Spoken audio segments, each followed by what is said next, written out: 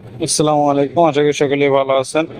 আজকের ভিডিওর বিষয়টা হচ্ছে এদের বিস্তারিত বলার কিছু নয়, সরাসরি দেখাচ্ছি। আপনাদের যে রোটারি কম্প্রেসার গুলো থাকে, রোটারি কম্প্রেসার গুলো কিরকম ভিতরে কিরকম, এই বিষয়টা নিয়ে ভিডিওতে এই যে দেখতে পাচ্ছেন, এইটা আমরা কাটছি। কাটার পরে রোটারি কম্প্রেসার কিন্তু কাটতে হয় নিচে, এইখানে কাটতে হয়, তাহলে মেকানিক্যাল কাজ করা যায়। তা আমরা জানি যে এটা সমস্যা, এই জন্য আর এখানে কাটছি, তো দেখানোর জন্য। পরবর্তীতে আমরা আরেকটাও চেষ্টা করছি কাটার, 2 টনের। তো এটাতেও কিন্তু বেশি সমস্যা হয় না, এটা ইজি আছে, এটা মেকানিক্যাল ইজি আছে। কিন্তু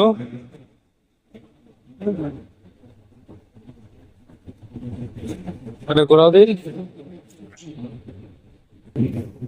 আমাদের ঘোরাইলে কিন্তু মেকানিক্যাল ঠিক আছে। তা যাই হোক, আমাদের এই যে জায়গাটি স্পট দেখতে পাচ্ছেন যে কয়েল পুড়ে গেছে, পুড়ে যাওয়ার কারণে এখানে লুপ পুড়ে গেছে। লুপ পুড়ে যায় এই দুর্ঘটনাটা ঘটছে।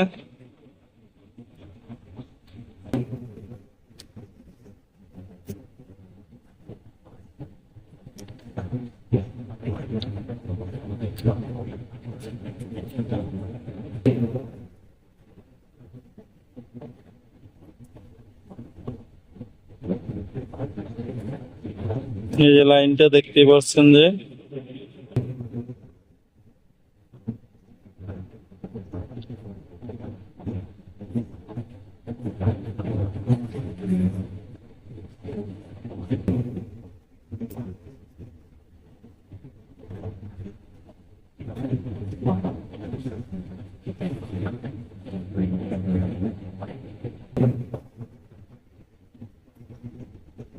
আমাদের শাকসের লাইনের ভিতরে প্রচুর ময়লা, এটা কালি হয়ে যায়।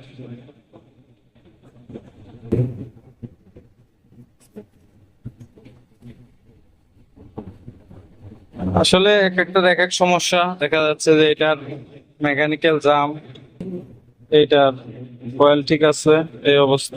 আমাদের কম্প্রেসারটা নাট আমরা খুলে নিলাম, খুলে মেকানিক্যাল খুললাম, খোলার পরে দেখা যাক আমাদের জামটা কেন, জামটা কি কারণে হয়েছে সেই বিষয়টা আমরা এখন আগে বের করতে হবে আমাদের।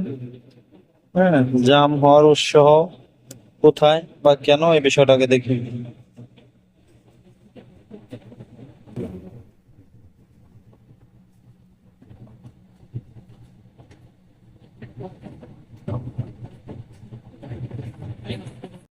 তো আমাদের ভিতরে যে শ্যাফটটা আছে, আমরা শ্যাফটটা কিন্তু বাইর করে নিলাম।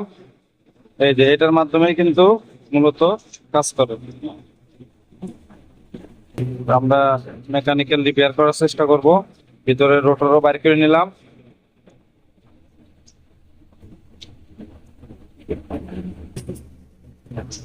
তো এগুলো আসলে একটার এক এক প্রবলেম হইতে পারে। আমরা যেমন এটার এই যে বসে সমস্যা, বসে জাম হয়ে যায়। হ্যাঁ, দেখা যাচ্ছে যে বিভিন্নটা বিভিন্ন সমস্যা, এটাতে ময়লার কারণেও হইতে পারে।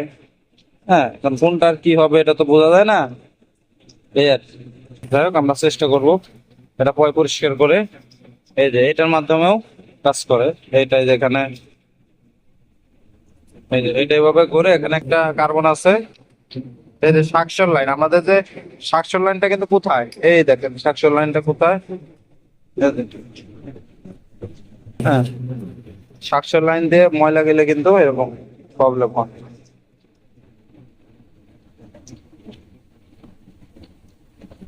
তো আমাদের রিপেয়ারিং কয়েল ভিতরে শেষ, এখন আমরা ওয়েল্ডিং করব। দেখেন, আসলে ওয়েল্ডিং করলে বোঝা বোঝা যায় না যে এখানে ওয়েল্ডিং করা হয়েছে। যদি ওয়েল্ডিং করে রং করে দেয়, এটা কিন্তু বোঝা যাবে না যে আর কাটা হয়েছে কিনা।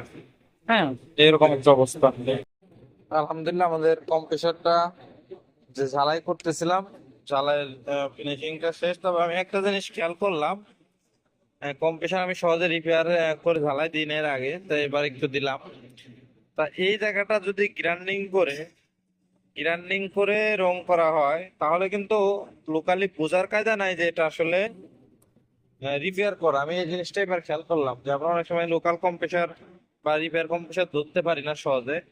তো ধরার ওয়েও নাই। এটা যে ওয়েল্ডিং করা হয়েছে, এখানে যে আমরা ঢালাই একটু গ্রাইন্ডিং মেরে মানে পরিষ্কার করে রং করে দেই, বোঝা যাচ্ছে না যে এটা আসলে আমরা কেটে ঝালাই করছি। এই হচ্ছে একটা বিষয়। আর এই যে এগুলো তো মনে করেন যে সুন্দর করে পাইপ কাটার দিয়ে কাটে শীষ কাগজ দিয়ে ঘষে রং করে দিলেই আর বোঝার ভাও নাই। শুধু এই কানেক্টরটা বোঝার ভাও আছে। আমি কিন্তু এর আগেও বলছি বারবার, এই কম্পিউটার চেনার ক্ষেত্রে একমাত্র এই কানেক্টরটাই রিপেয়ার করা কম্পিউটারে বোঝা যায়। স্টিকার ব্যাপার না, স্টিকার লাগানো কোনো ব্যাপারই না। তো যাই হোক, আমাদের এক প্রকার এখন রিপেয়ার করা হয়েছে। আমরা এখন 4GS ওয়েল ব্যবহার করব। তা এইটার জন্য মোটামুটি এখানে আমাদের আছে 3 লিটার মতো। আমরা এটা মোটামুটি অনেকটাই ব্যবহার করব, যেহেতু একবার ইনটেক, পুরা তেল নাই, একটু তেলও নাই, পুরাটাই তেল ব্যবহার করতে হবে। আমরা 1.5 লিটারের মতো ব্যবহার করব। আমাদের 1 লিটার গেছে। আমরা এই পরিমাণ ব্যবহার করি, কারণ আমাদের কম্পিউটার ওয়েল এতটুকুর মধ্যে ছিল অরিজিনালি। আমি পুরো ওয়েলটাও যদি আপনাদের দেখানোর চেষ্টা করি, এই দেখেন, এই যে হ্যাঁ, ওয়েলটা এতটুকু ছিল। আমার ওয়েলটা ঢোকাবো এখান দিয়ে, শাকসুন্দি ঢুকাই দিব।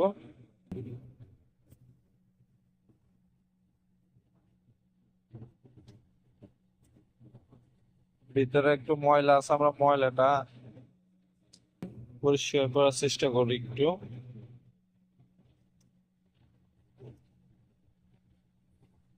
দেখ, আপনারা পরিষ্কার করে টরে নিয়ে ওয়েল ঢুকাবেন, ওয়েল ঢুকায় চালাবেন। তার আগে নর্মালি একটু টেস্ট করবেন, কিন্তু ওয়েল ছাড়া চালানোর প্রয়োজন নাই। ওয়েল ছাড়া চালাইলে মেকানিক্যাল মার খেয়ে যেতে পারে। তা আমরা ওয়েলটা ঢুকাই। তো আমরা ওয়েলটা ঢুকানোর শেষের দিকে।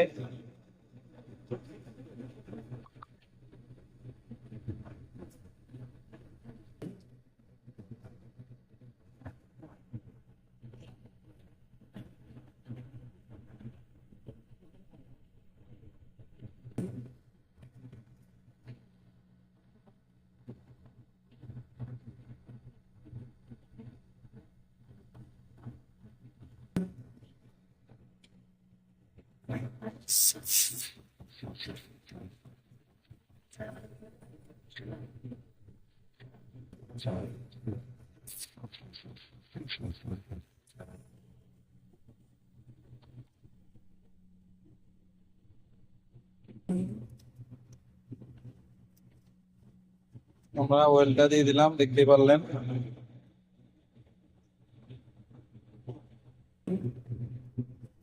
এখন আমরা কম্প্রেসারটাকে আবার পুনরায় ইনস্টলেশন করতে পারবো।